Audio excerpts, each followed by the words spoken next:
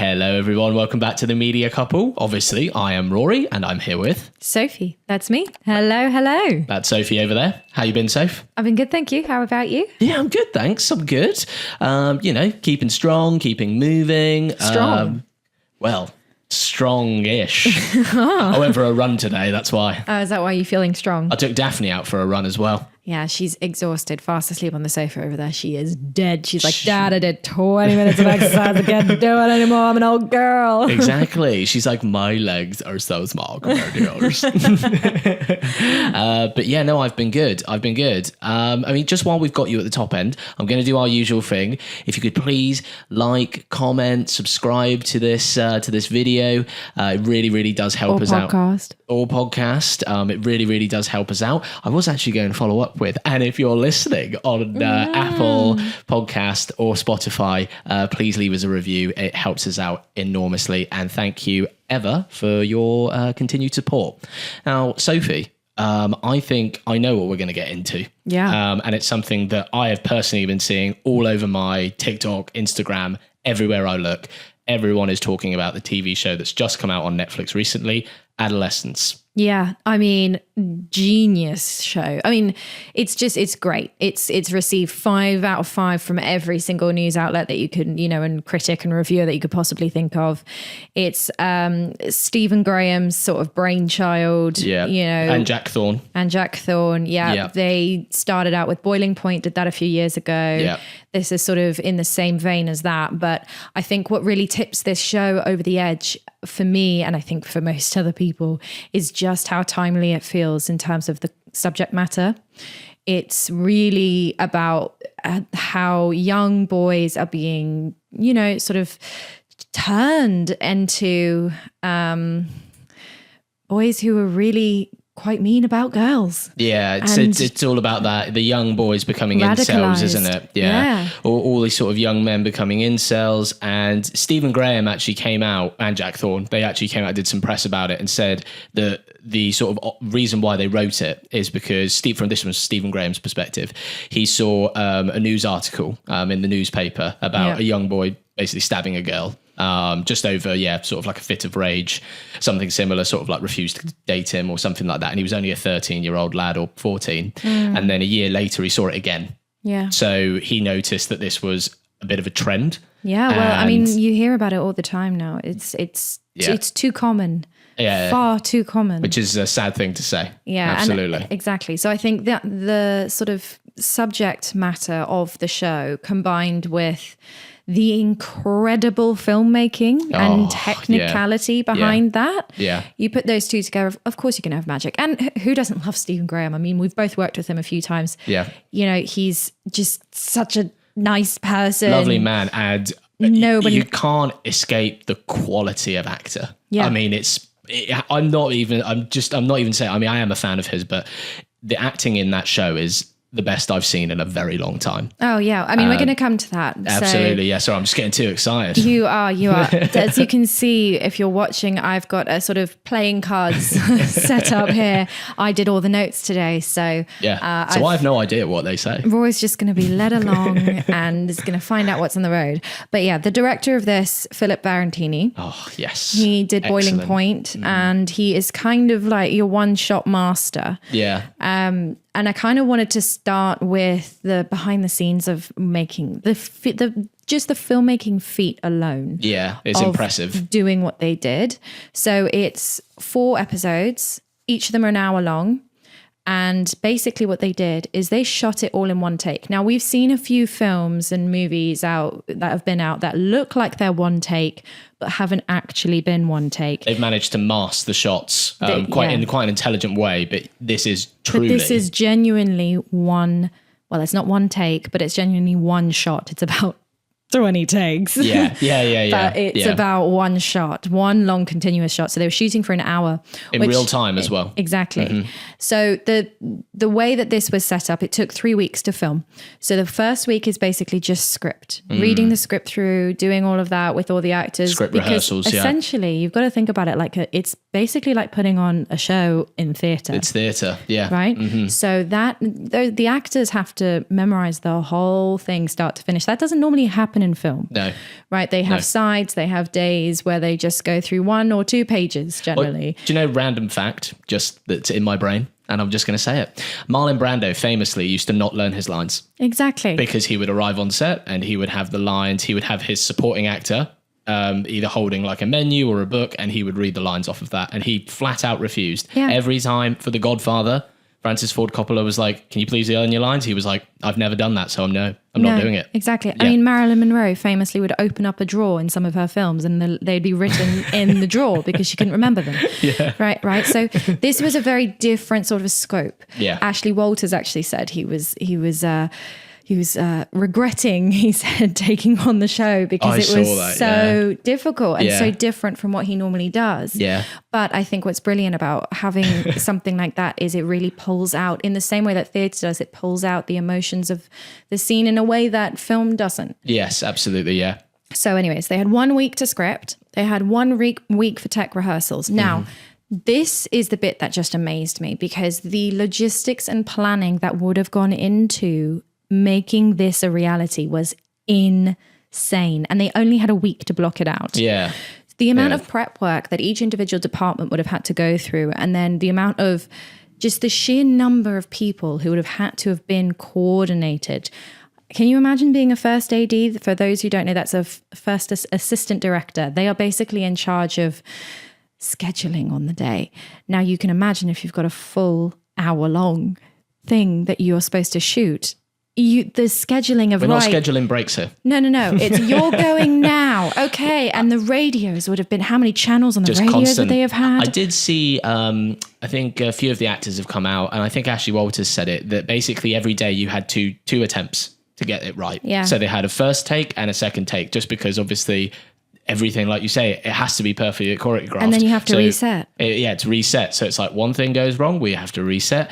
Obviously, after our first take, we have to reset again. And because it's in real time, a continuous hour, we need everything to align and everything to be perfect. There is no room for error in these things. Exactly. And what's so interesting about this is obviously because it's all one shot, right? There's no editing. So the Netflix execs and the execs who, were basically part of the creative for the show, they were asked to come down during the tech rehearsals to essentially watch what you would call a sort of first draft or a first cut or first look of the show. Because essentially what's happening in that one shot is your edit. Yeah. Right.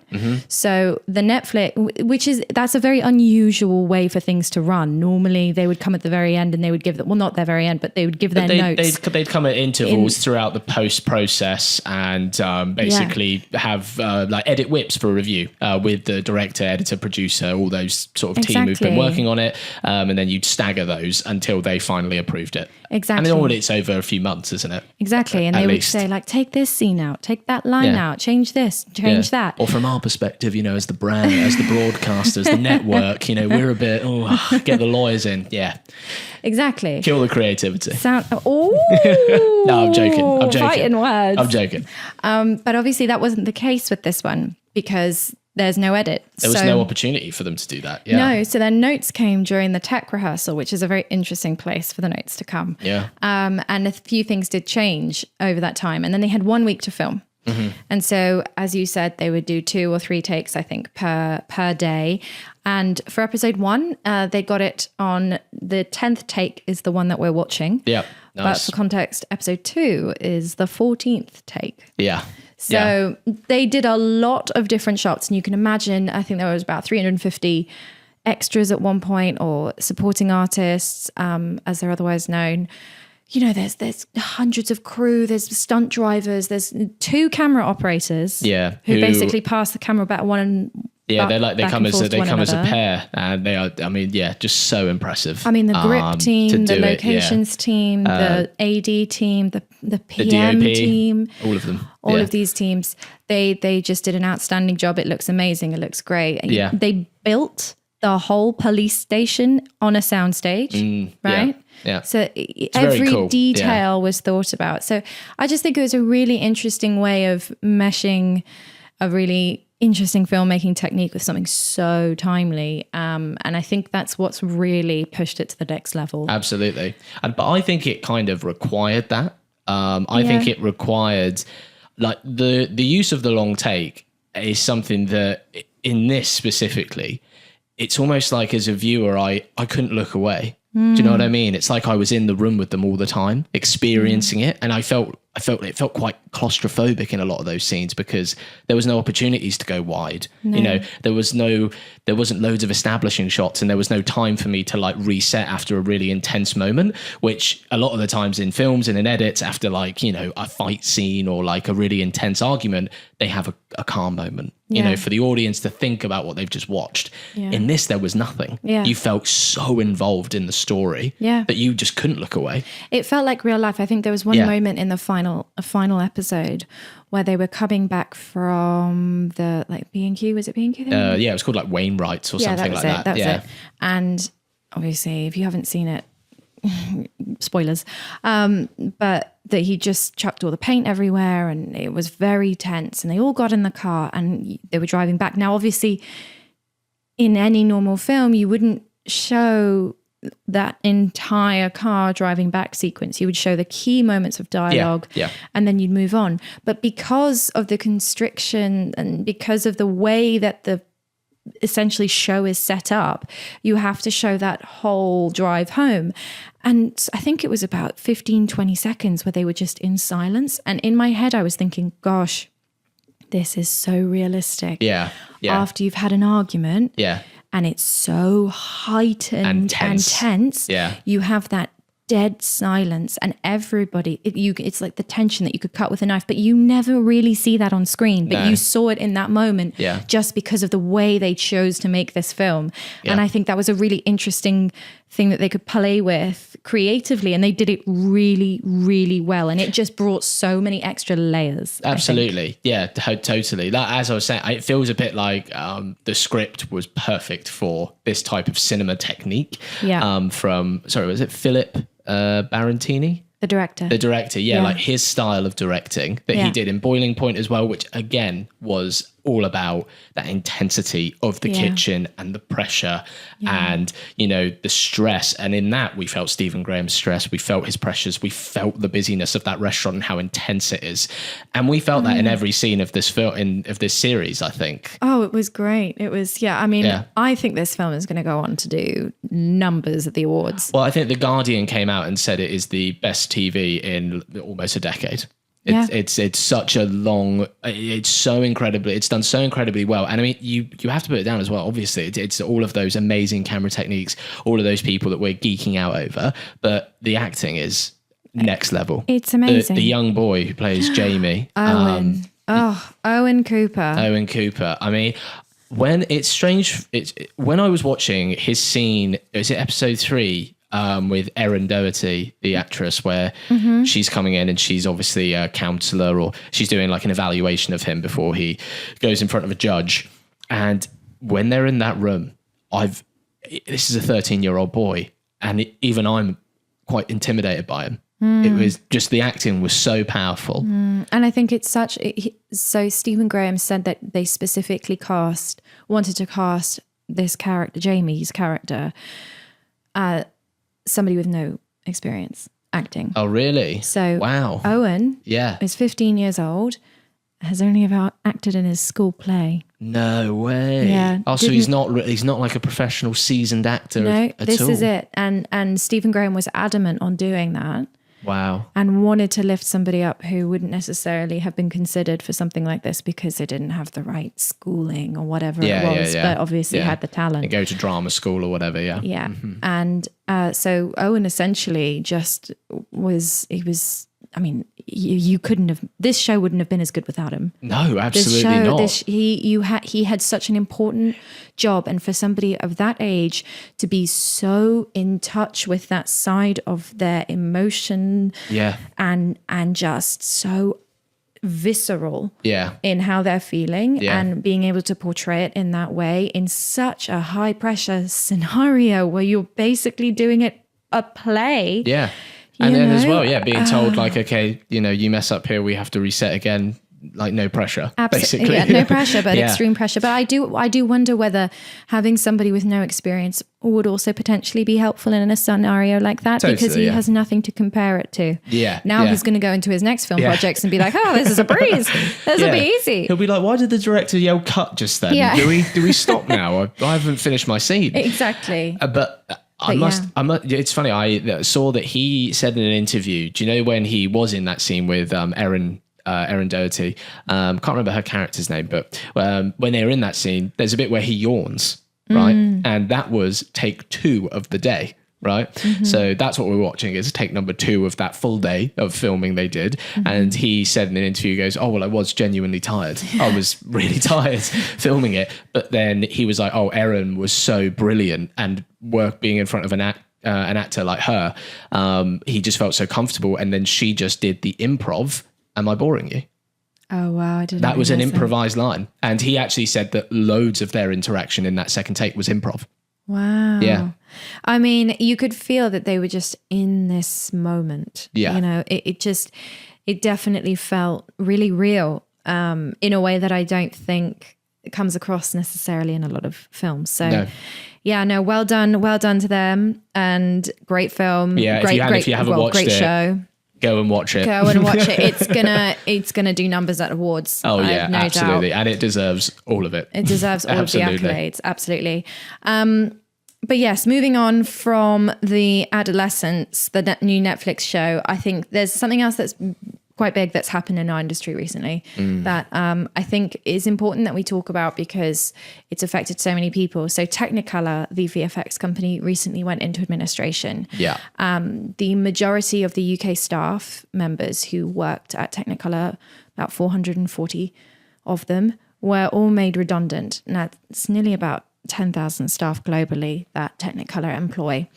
And I'm not sure why, but it doesn't seem to have made many headlines, when factory or, other lines of businesses close. It seems to make headlines, but this hasn't. And I think it's really important to talk about, because the impact this has had on the businesses that have closed because they've been subsidiaries of Technicolor is going to have an impact on the UK market. Yeah. So MPC and The Mill, who are very well known VFX, which is a visual effects. Some of the biggest here, definitely. Post-production facilities based in Soho have now closed down. Now, bear in mind that most of the people who work in post have worked at either The Mill or MPC in the course of their life.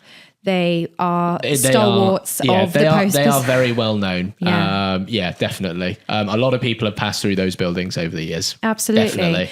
Put it this way, MPC has won 3 Academy Awards for 1917. Yeah, that single shot film, The Jungle Book, and Life of Pi. They've also worked on Game of Thrones, Sully, The Martian, Blade Runner 2049, Maleficent. The Mill did Gladiator, Band of Brothers, Severance, Doctor Who, Harry Potter, quite a few of those ones, Black Hawk Down, and Lara Croft. Those are just a few of the films they've worked on, a little bit of their resume. So for business of this size, with that much creativity, with that many people involved, I think it warrants us having a discussion about it. And essentially it's been cited that it's because of the production slowdown that's been happening since basically the writer's strike happened in 2023. Yeah. And it's just meant that studios and streamers have basically reduced their spending. They haven't been putting as much money into productions. I mean, I know we have felt it, but I know post-production has felt it, and VFX companies who have very high overheads just because of the nature of what they do, haven't been able to stay afloat. I think it's difficult. A lot of people have been feeling the crunch, and it's been going on for years now. It's been a steady decline, I'd say. Definitely over here, and I think in the States as well, from what I read, because this is an American company. And yeah, I mean, I could only imagine what the people who'd worked there for however long they'd worked there could have felt the next morning being told, yeah, you're being let go immediately. Yeah. And you're right, it doesn't get enough. It doesn't get enough attention in the press. When film companies close, we only hear about it because we work in it. But you don't really hear about it in sort of the general news world, do you? And exactly. And that's the thing. 440 people, the majority of them lost their jobs. But what we need to remember as well is that this industry is based on contract work, fixed term contracts, which means that number could very much be considerably higher than what it actually is. Those are the full-time employees who've lost their jobs. Yeah. Right. And but you've also got all the freelancers, all the subcontractors, all the people who were working there on, sort of 3-month contracts, 5, whatever, Exactly. So I think it's important to talk about it because we need to bring awareness that this is what's happening in our industry. Yeah. At the same time that we're having amazing shows like Adolescence brought out, which is an amazing show. Yeah. Would have cost an absolute fortune to make. Yeah. Right. There is also a big issue in terms of the money isn't going into these places. People aren't making those kinds of content anymore. And whilst these big streamers and big broadcasters and studios are turning record profits, the smaller companies that have the creative people who really make the shows that you guys see and watch are basically being left without a salary payment because at Technicolor, they went into administration days before their salary was paid. So they were not getting their monthly salary. And a lot of them were ineligible for redundancy and are now left to go into a market that is, well, let's be honest, it was difficult before. It's even more difficult now. Yeah. So I think it's important that we, I think as well, like it's a lot about those middle jobs. Yeah. Studios nowadays, you do see a lot of it where a big studio like a Netflix, like an Amazon will spend $200 million on a movie, that has The Rock and Robert Downey Jr. in it. And over half of the production budget goes to talent. Yeah. And then you sit here and you think, well, by talent, that's 2 people's wages. 100 million goes to 2 people. Yeah. And the 80, 150 other people and the rest of the production and everything else goes. Exactly. It's like... It's not equally weighted. It's like, you take $100 million, blockbuster feature film that's just sort of like a rogue film that's not part of a franchise, even though that's all big companies tend to do nowadays, is stay safe to franchises or sort of re-up old shows. But the director of American Fiction, when he won the Oscar, he said that, he would love to see big studios put 10 films out a year that had $10 million budgets, for example, and, give it to, your Sean Bakers and people like that, where, you don't have to spend 25 years, 30 years of your life just trying to get that one shot, or sometimes your entire life trying to get that one shot, if you can even survive it. This industry is predicated on making the rich richer, and sadly we are now seeing the fruits of what that kind of a... And I must admit, it's just to keep going on, sorry to interrupt you, but just to keep going on your MPC and the Mill.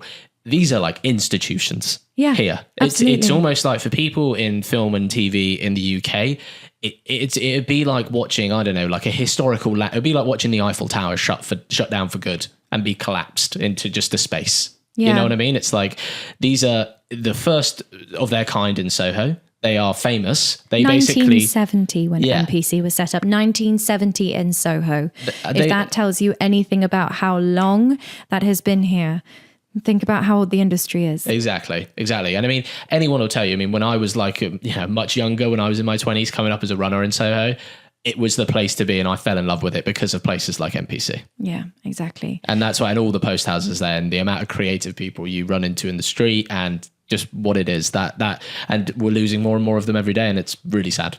Yeah. Anyways, on that lovely note. Let's turn this around. On that lovely note, I did also want to talk about, and I know last week we didn't do the Rotten Tomatoes game, and I promised you guys that we would do the Rotten Tomatoes game this year. You actually promised that it would be a super game. Well, it is a super game. You said it would be like the best game we've ever done. It is a super game, and you know why? Because this week it is all about the single take films. Yeah, so we're going to do this in one. Oh, sorry. Can I just quickly touch on, just before we finish, the single take film? I wanted to touch on this earlier, but I studied it at uni. Is it A Touch of Evil? Right. Orson Welles. Yeah. That was done in 1958, and that was a 6.5 minute shot. Can you imagine what they must be thinking now with Adolescence? Yeah. An hour. Exactly. Well, back then when you were filming on 35 mil, you couldn't film more than 10 minutes. Yeah, it's true actually. And that shot from A Touch of Evil has a lot going on in it. Yeah, exactly. There's a lot of like movement and people like everywhere. So I mean, no, at the time it was like, wow, that's pretty incredible. Yeah, you know? I'm insane. Yeah. But anyways, sorry, go on with your game. So the first, you guys know the deal with the Rotten Tomatoes game. Basically, I give you a title of film. Rory then tells me what he thinks the critics' score is on Rotten Tomatoes and the audience score. I tell him if he's right or wrong. We move on. And as we know, I'm normally quite good at these. Sorry, I meant to say quite bad at these. Go on, let's go. First one is Oscar winner, 1917. Or was it Oscar winner? I don't know. Was it? It was Oscar nominated. He was Oscar nominated. Was it Oscar winner? Oh, I don't know. I can't remember. I'll have to have a look at that one. Sam Mendes. Yeah, I don't know. I think it was. Wasn't it? Oh, whatever. It was definitely a nominated film. Yeah. Okay, so critics score first. 80%. Audience score 75. Okay. For context, I wanted to say the 1917 film was not shot in one single take. No, wasn't there like 7 cuts in it? It was. Yes, it was. Yes. It was split up. Because I remember it was we were edited to look like it was shot in one single take, but it wasn't, which is a feat, which would have required a VFX house such as MPC or The Mill to pull off. Yeah. Actually, I think MPC did do that. They did, didn't they? I thought you read that out. MPC did do that. I think they did. Yeah. So there you go. Yeah. Anyways, 1917 critic score was 88%. Oh, okay. 8% off. You're close. Yeah. Audience score, 88%. Oh, double whammy. Even Stevens. I love that. I know. To be fair, it was a great film. I remember when we went to the cinema to watch that and we were trying to see where the cuts were. Yeah.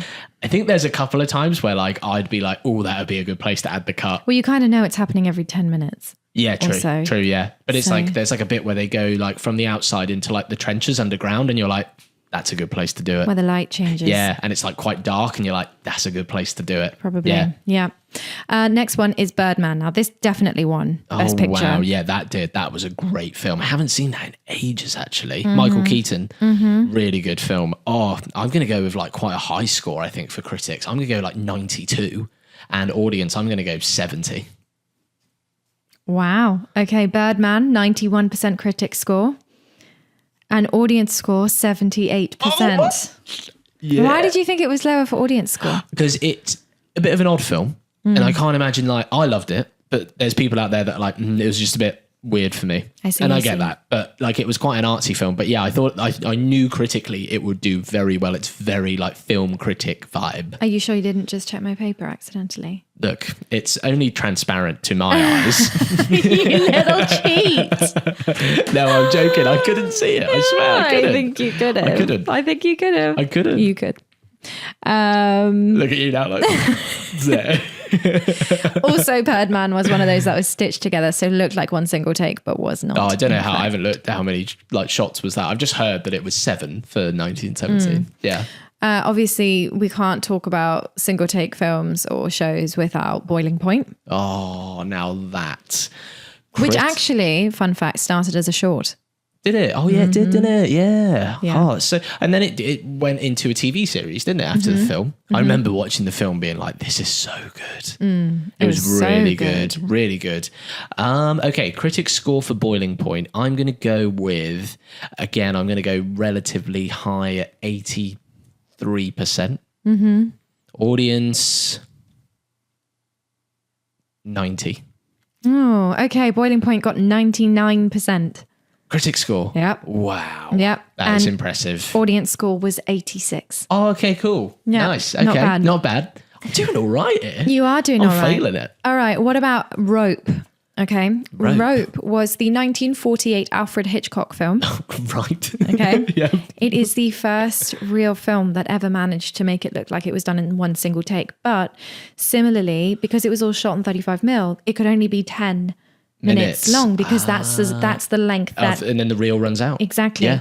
So the editors physically had to cut and stitch the invisible scenes, and they did that. They managed to make that happen, which when you think about how difficult that would have been, I mean, granted it's difficult now in the digital world, but you were literally cutting the roll and then putting a piece of tape over it and taping them together. And that's what you were as an editor. If you cut too much, you've ruined the whole thing. Yeah. Right? So you had to be so extremely precise that I think it's almost as impressive. I mean, this is what I mean. I mean, you know, me with a pair of scissors, I'd be cutting a film and you'd come in and say something and I'd turn and I'd cut the ending in half or something. You know what I mean? Funnily enough, that's why it's called the cutting room floor. I know. Yeah. Right? Because they used to cut everything up and it went on the floor. And then what they used to do, it used to be someone's job, normally like a runner or someone like who wanted to learn post.